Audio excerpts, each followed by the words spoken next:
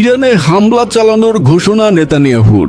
ইসরায়েলকে লক্ষ্য করে ইরানের সাম্প্রতিক ব্যাপক আকারের ক্ষেপণাস্ত্র হামলার জবাব দিতে দেশটিতে পাল্টা হামলা চালানোর ঘোষণা দিয়েছেন ইসরায়েলের প্রধানমন্ত্রী বেঞ্জামিন নেতানিয়াহু। শনিবার জাতির উদ্দেশ্যে দেয়া এক ভাষণে এই ঘোষণা দিয়েছেন ইসরায়েলের এই প্রধানমন্ত্রী। নেতানিয়াহু বলেন, সম্প্রতি ইরান ইসরায়েলের যে মাত্রার ক্ষেপণাস্ত্র হামলা চালিয়েছে, বিশ্বের অন্য কোনো দেশ তাদের ভূখণ্ড ও জনগণের উপর এই মাত্রার হামলা বরদাস্ত করবে না, ইসরায়েলও করবে না। নিজের ভূখণ্ড ও নাগরিকদের রক্ষা করা শুধু অধিকারই নয়, এটি ইসরায়েলের দায়িত্ব। ইসরায়েল সেই দায়িত্ব নিশ্চিতভাবে পালন করবে বলে জানিয়েছেন নেতানিয়াহু।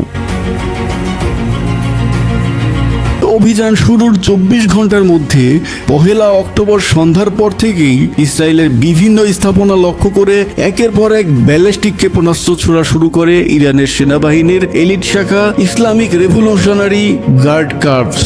সেদিন সন্ধ্যার পর থেকে 2 অক্টোবর ভোর পর্যন্ত প্রায় 200 ক্ষেপণাস্ত্র ছুড়েছে IRGC।